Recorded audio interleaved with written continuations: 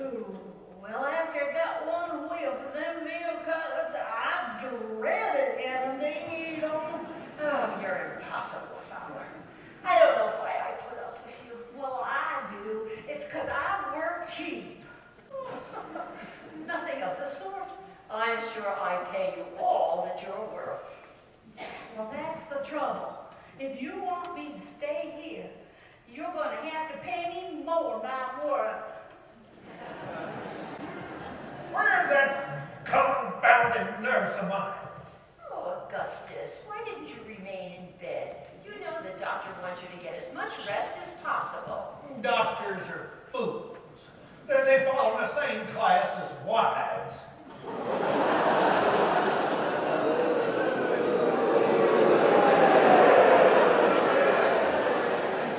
There's only one way to cure Manley of his infatuation with Constant Hope, the nurse.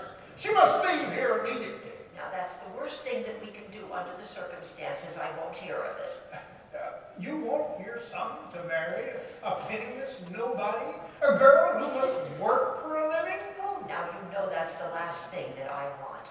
But it's useless to discharge the nurse. It would only make Manley more determined than ever to pursue her and marry her. Then what do you propose? We must keep the nurse here so that I can watch her every move. Sooner or later, I will be able to manufacture enough evidence against Constant Hope to make the scales fall from Manley's eyes. By the time I'm finished with her, Manley will be so disgusted with her that he will never want to see that girl again. I see what you mean. You'll manufacture some evidence so that we can get rid of that nurse's presence here. In my rise to prominence in the social world, I have learned how to triumph over my enemies.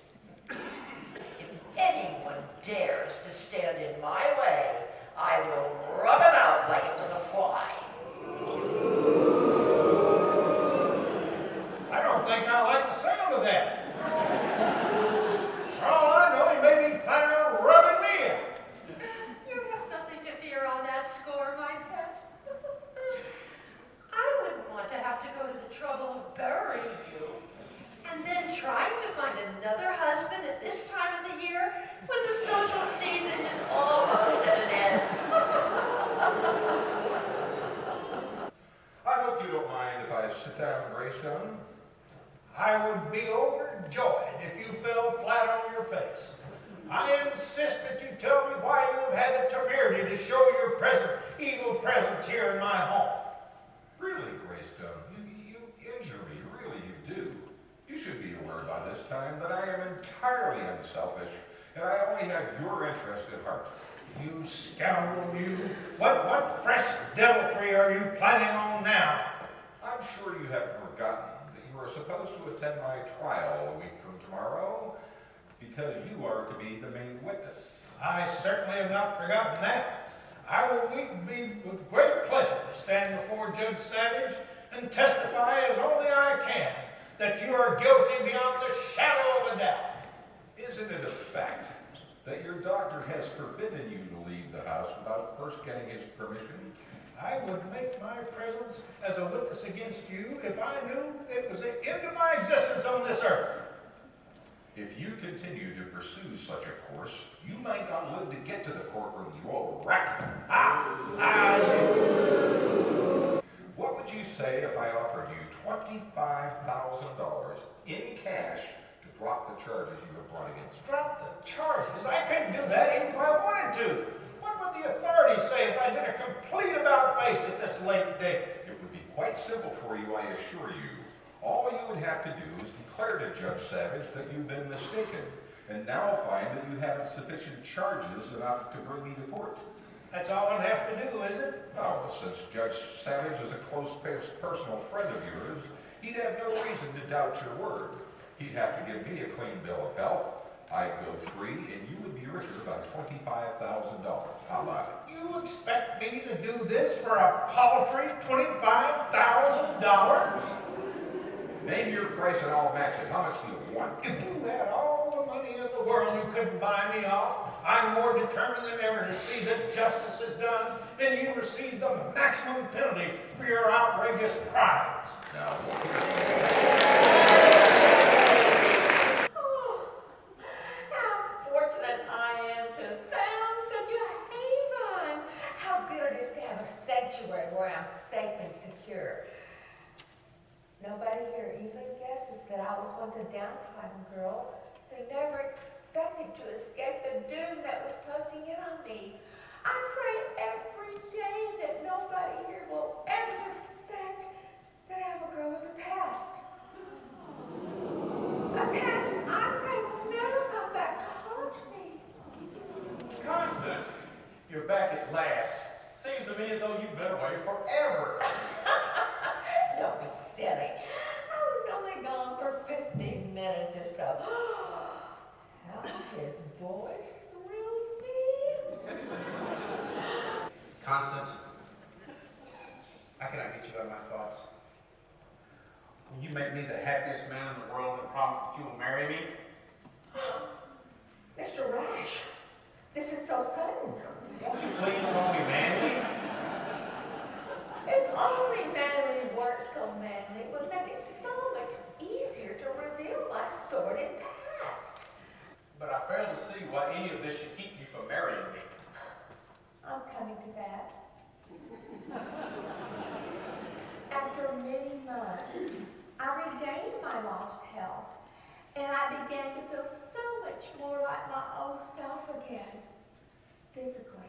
Yes, go on. But my mind was a total blank. Try as I would, I could not remember anything about the life I led before the fatal accident. You mean? I can't remember who I was. I didn't even know my own name. To this day, I don't know who I am or where I came from. I don't understand. Your name is Constant Hope, isn't it? One of the surgeons at the hospital gave me that name because I could not remember what I was called before the accident. A proud name of Oh, woe is me. Who are you and what are you doing here?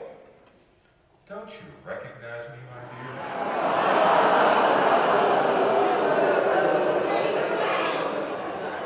I never thought the day would come when you would forget your own husband. What are you trying to say? I have never seen you before. Or have I? Egad, if I can succeed in pulling the wool over this dame's eyes, the world will be mine. Now, for some dirty work. I was in a train accident, and when I recovered, my mind was a total blank. I didn't even know my own name. Eureka! This dame is swallowing my lines, hook, line, and sinker. So, that's why I was never to find any trace of you, even though I never stopped looking and trying to find you since you went away. Please, sir, be good enough to tell me my name. Oh, your name is Mrs. Bertram Oleander, of course. You'll never know how I've spent a fortune trying to find you. Once I have my hands on the money, I shall toss her aside and move on to greener pastures. This has been a lucky day indeed for Bertram Oleander.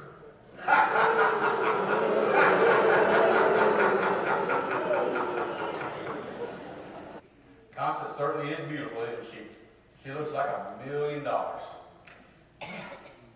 certainly hope for your sake she'll settle for less.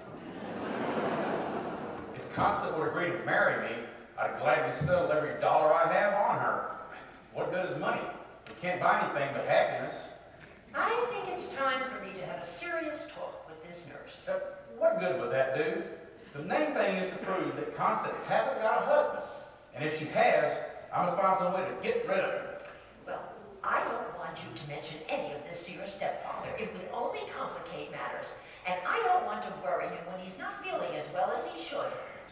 A few drops of this poison that I got in South America, poured into Greystone's medicine, and the old codger will never know it hit him. Now for some more dirty work. Mr. Grace, don't forget to take his medicine. I'm going to give it to him now, Fowler. Manly detained me out in the garden. Oh, so it's Manly now, is it?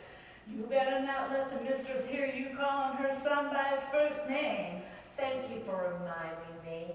I will try to be very, very discreet when Mrs. Grace comes around. Mama, prepare yourself for a shock. Well, what's the matter, Manly? What happened? I went into the study, and Augustus was on the sofa, and he appeared to be dazed. I tried to arouse him, and he opened his eyes for an instant, and with tremendous effort, he said to me, "I've been poisoned."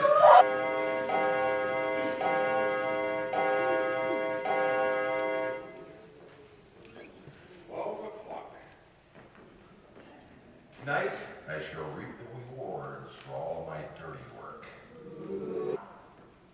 Anybody who knows Manly is very well aware of the fact that he could never harm anybody. Why should you be in such a rush to defend Manly, Rash? Surely you haven't fallen in love with a fellow, have you, Constant? I hope you haven't forgotten, my dear, that you are my wife, and as such you owe all of your allegiance to me. Now I will give you 1 hour to pack your things and come with me to my hotel, where you will take up residence as my wife. Never. There's no law that can compel a wife to live with a man that she not only dislikes but distrusts. Your threats do not frighten me, sir. I am Percival Lander. I don't know how you can ever remember such a flowery name. If I have a name like that, I'll change it. Perhaps I can help you out. Where are you staying, Miss Smith? At the Torrance Hotel. Well, I shall try and drop around later this evening and pay you a visit. I never miss the opportunity to be in the company of a pretty woman. Oh, you city men have such taken ways. I shall look forward to seeing you again later. Now, don't you forget to call on me. I'll be expecting you.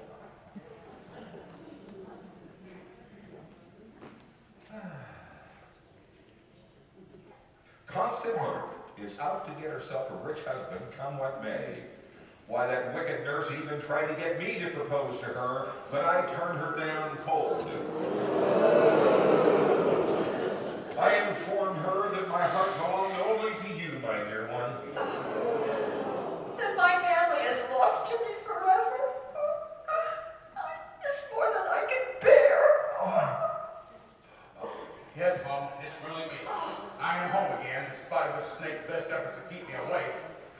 Curses, foiled again. I don't know what you're talking about, Rash. I've never tried to harm you. Oh, not much you have. This villain pulled a revolver on me and forced me to go into an abandoned shack. He bound my ankles and wrists with heavy rope and left Fred Vedder, one of his henchmen, to guard me. Oh, my poor boy, how did you manage to get away? I finally chewed through the ropes around my wrists. You mean you're not Millie Smith? Oh, I'm Miller Smith, all right, but I'm connected with the law. I work for homicide. We searched only Andrew's room and found a large supply of the same deadly poison that killed Augustus Greystone. You can't pin this rap on me. You've only got circumstantial evidence against me. Listen, Boston Birdie, this time we got you dead to rights.